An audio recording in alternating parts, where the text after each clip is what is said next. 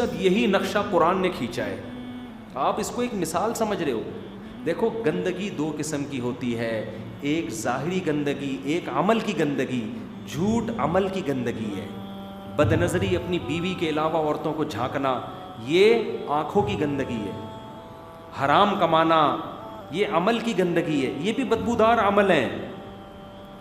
جس نے پیدا کیا اس کو بھول جانا, یہ بے وفائی بھی ایک گندگی ہے. جو کھلا رہا ہے پلا رہا ہے اس کو اپنی ڈکشنری سے نکال دینا. اسلام ان گندگیوں سے آپ کو کیا کر دیتا ہے؟ پاک صاف. کلو من الطیبات, اسلام کہتا ہے کھاؤ بھی پاکیزہ, کتے بلی مت کھاؤ, سور مت کھاؤ, کھاؤ بھی پاکیزہ. وَاعْمَلُوا صَالِحًا, عمل بھی پاکیزہ ہو, لباس بھی پاکیزہ, جسم بھی پاکیزہ, خوراک بھی بولو پاکیزہ, عمل بھی پاکیزہ. اس طہارت اور پاکیزگی کا نام کیا ہے؟ بس بیان ختم کر رہا ہوں میں ابھی نا, سمیٹ رہا ہوں. اس عمل کی پاکیزگی, جسم کی پاکیزگی, دانتوں کی پاکیزگی. نبی کتنی زیادہ مسواک کرتے تھے دانت صاف رکھے. اسلام نام ہی کس کا ہے؟ صفائی. عمل بھی صاف کر دو, نیٹ کلین. ماں باپ کے ساتھ وفا کرنا یہ صفائی ہے. ماں باپ کو بڑھاپے میں بھول جانا, زبان چلانا, یہ گندا ناپاک عمل ہے. سمجھتے ہو؟ دھوکہ دینا, لوگ دھوکہ دے رہے ہیں نا. اسٹیٹ ایجنٹ کو دیکھو, وہ بیانہ بھی لے لیتا ہے, پھر اس کو کہیں دوسرا پلاٹ, دوسرا کسٹمر نظر آئے نا زیادہ قیمت دے رہا ہے, پہلے والے کو ٹوپی کرا دیتا ہے. آپ بتاؤ اس کا ضمیر اس کو ملامت نہیں کرتا اس پہ؟ یقیناً کرتا ہے. اس کو احساس ہوتا ہے میں گندا ہوں, کیونکہ کوئی دوسرا اس کے ساتھ یہ عمل کرتا, یہ اس کو دھوکے باز فراڈی کہتا, 10 گالیاں دیتا, لیکن یہ دوسروں کے ساتھ یہ عمل کرتا ہے کہ نہیں کرتا؟ اس سے اس کا دل کیا ہو جاتا ہے؟ گندا ہو جاتا ہے. زبان کا پکا ہونا انسان کے صاف ہونے کی دلیل. ہم نے ایسے لوگ دیکھے ہیں کہیں رشتہ طے ہو گیا ان کا, ہاں کر دی, ایسے لوگ بھی میرے علم میں ہیں. اس کے بعد ان کو بڑے اچھے رشتے آئے, انہوں نے کہا نا نا نا نا, جہاں ہم نے زبان دی ہے اب وہاں سے پیچھے نہیں ہٹیں گے. کیوں پیچھے ہٹ گئے؟ ساری زندگی ضمیر کیا کرے گا؟ ملامت, یار تم نے دھوکہ دیا ہے. ہاں کیوں کی تھی بھائی؟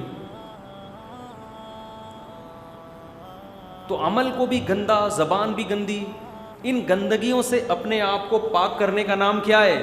اسلام ہے. تبھی قرآن کہتا ہے اس کانٹے دار راستے پہ چلو, ہمت تمہیں کرنی ہے. پھر کیا ہوگا؟ فَلَنُحْيِيَنَّهُ حَيَاةً طَيِّبَةً, میں تمہیں پاکیزہ زندگی دے دوں گا.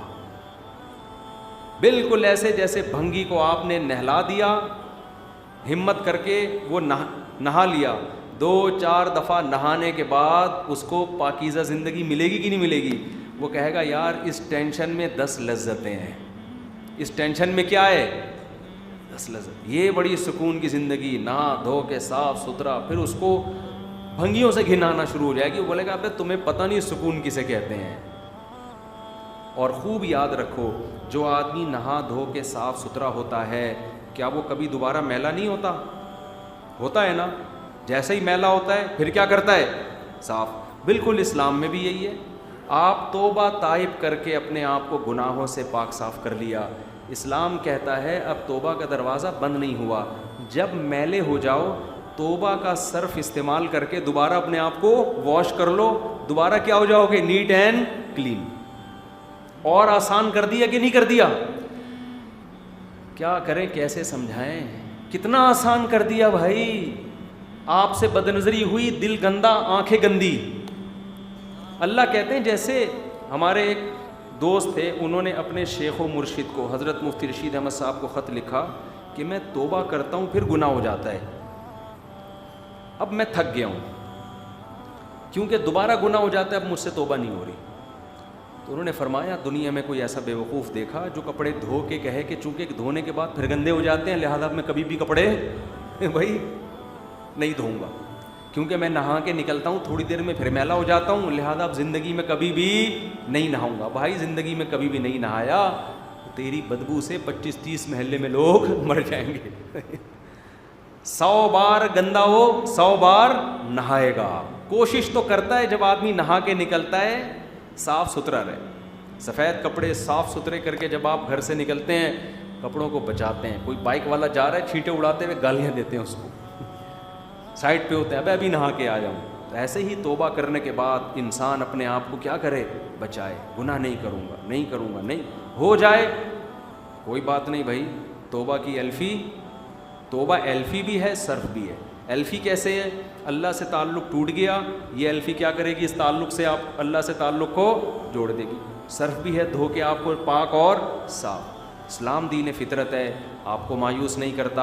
اس لیے قرآن نے سورہ بقرہ میں انٹروڈکشن کیا کروایا, ہدی للمتقین, جو سیدھے راستے پہ چلنا چاہتے ہیں ان کے لیے یہ ایسی گائیڈنس ہے کہ ان کو سیدھے راستے پہ یہ چلا دے گی, دکھائے گی سیدھا راستہ ہر ایک کو, جو چاہتا ہے اس کو بھی, نہیں چاہتا اس کو بھی. لیکن تمہیں موٹیویشن چاہیے, تم چاہتے ہو کہ چلو بھی, تو جو چاہے گا اس کو یہ راستے پر چلائے گی. اللہ تعالیٰ سے دعا ہے کہ اللہ تعالیٰ اس رمضان کو ہمارے حق میں توبہ کا ذریعہ بنا دے. اصل تو رمضان آیا ہے توبہ کروانے کے لیے, کہ عید کا چاند نظر آنے سے پہلے ہماری زندگی سے سارے گناہ نکل جائیں. کوئی کسی کو انٹرنیٹ پر فحش فلمیں دیکھنے کی عادت ہے, اس سے پکی توبہ کر لے. کسی کو اور کسی طرح کی سے برائی کی عادت ہے, اس سے پکی توبہ کر لے. کوئی ماں باپ کے ساتھ بد اخلاقی کرتا ہے, اس سے پکی توبہ کر لے. کوئی بیوی بچوں کے ساتھ بد اخلاقی کرتا ہے, اس سے پکی توبہ کر لے. کوئی حرام کما رہا ہے, اس سے توبہ کر لے. ہمت کر کے داڑھی بھی رکھ لیں اس رمضان میں, کچھ نہیں ہوتا بھائی. اللہ کے اس کے رسول کا حکم ہے, تمام پیغمبروں کو اللہ نے داڑھی دی ہے. موسیٰ کلیم اللہ سے اللہ کو کتنی محبت نا. قرآن میں سب سے زیادہ تذکرہ کس کا ہے؟ حضرت موسیٰ. بار بار کوہ طور پہ موسیٰ کو بلا رہے ہیں, وَكَلَّمَ اللَّهُ مُوسَىٰ تَكْلِيمًا. اتنی بڑی داڑھی موسیٰ علیہ السلام کی. قرآن بار بار نا یہ پیغمبروں کا راستہ ہے, تو ہمیں فیصلہ کرنا ہے, ارے بھائی پیغمبروں کے پیچھے چلنا ہے یا انگریزوں کو اپنا باپ بنانا ہے. ایک فیصلہ کر لیں. انگریزوں کو اپنا باپ اگر بنانا ہے, بس آخری بات کر کے بیان ختم کرتا ہوں. یہ بیٹھے ہوئے میرے سامنے مجھے نیدرلینڈ کی بڑی تعریفیں کر رہے تھے نا, کہ یورپ میں بڑی آزادی ہے. اچھے آدمی ہیں, نوجوان لڑکا ہے, جو بڑے متاثر ہوتے ہیں نا ہماری ینگ جنریشن, یار اتنی ہیومن رائٹس, ویمن رائٹس, جو آزادی, اتنی آزادی ہے کہ ہومو سیکچولیٹی کی بھی فل آزادی. میں نے کہا اتنے اچھے بننے کی ضرورت اس لیے نہیں ہے کہ آپ اگر اس کلچر میں رہو گے, آپ کے بچے پھر جب یہ کام کریں گے نا تو آپ سے پرمیشن لے کے نہیں کریں گے. آپ کہو گے پھر اپنے بچے کی تعریفیں کرنا, میرا بیٹا کو اتنی آزادی ہے کہ ہمارے گھر میں بہو بھی میل آ رہی ہے. ایسا کلچر کا بیڑا غرق کیا ہے کہ اب ہمیں فیمیل بہو کی ضرورت نہیں. ہمارا بیٹا میل بہو لے کر آیا ہے, میل بہو. اور اس کا مطلب آپ کا بیٹا بھی کسی کی بہو ہے. آپ کا بیٹا جس کے بچے کو آپ کی بہو بنا کے لایا ہے, تو وہ بھی تو آپ کے بیٹے کو اپنے ابا کے لیے کیا بنا کے لایا ہے؟ بہو. تو پتہ نہیں آپ کا بیٹا آپ کے لیے کس قسم کی بہو لے کر آئے گا. آپ اس کو پھر اعتراض نہیں کر سکتے اس پہ کہ بیٹا یہ تو ہمارے کلچر کی تو نے ایسی کی تیسی کرتی. تو آزادی بہت ہے میرے بھائی. ہدایت وہ عقل سے فیصلے کرتے ہیں, قانون سے. ان کی عقل نے کہا کہ آزادی ہونی چاہیے تو دے دی آزادی انہیں. ہمیں ایسی آزادی میرے بھائی نہیں چاہیے. ہم اپنے بیٹوں کے لیے فیمیل بہویں پسند کرتے ہیں. سمجھتے ہو کیا کرنا ہے ایسی آزادی کا میرے بھائی؟ ایسی آزادی کا کیا کرنا ہے ہم نے تو. اور لڑکیاں بھی داماد لانے کے بجائے فیمیل داماد لا رہی ہیں. تو چھوڑو یار, اٹھا کر پھینک دو باہر گلی میں. نئی تہذیب کے انڈے ہیں گندے. تبھی تو قرآن کہتا ہے قل ان ھدی اللہ ھو الھدی. سیدھا راستہ صرف کس کے پاس ہے؟ اللہ کے پاس. انگریزوں سے سیدھا راستہ معلوم مت. ان میں جو خوبیاں ہیں ان کو مانو. بعض لوگ ضد میں آ کے ان کی خوبیوں کو بھی نہیں مانتے, اور ہم بعض الزام ان کے اوپر ایسے لگاتے ہیں جو ان میں ہے نہیں. مثال کے طور پر ابھی ڈاکٹر اسرار احمد صاحب کا چینل اڑا دیا, بہت غلط کیا, ہمیں کوئی بالکل بھی خوشی نہیں ہوئی. تو اس پہ بہت سے لوگ کمنٹس کر رہے ہیں کہ یوٹیوب کی اسلام دشمنی واضح ہو گئی. ارے بھائی کسی پہ الزام لگانے سے پہلے رول پڑھا کرو, لا پڑھا کرو. یوٹیوب کو اس سے کوئی غرض نہیں ہے کہ آپ کا چینل اسلامی ہے یا غیر اسلامی. یوٹیوب نے تو بہت سے ایتھیس اور ملحد لوگوں کے چینل بھی اڑائے ہیں, اسلام دشمنوں کے چینل بھی اڑائے ہیں.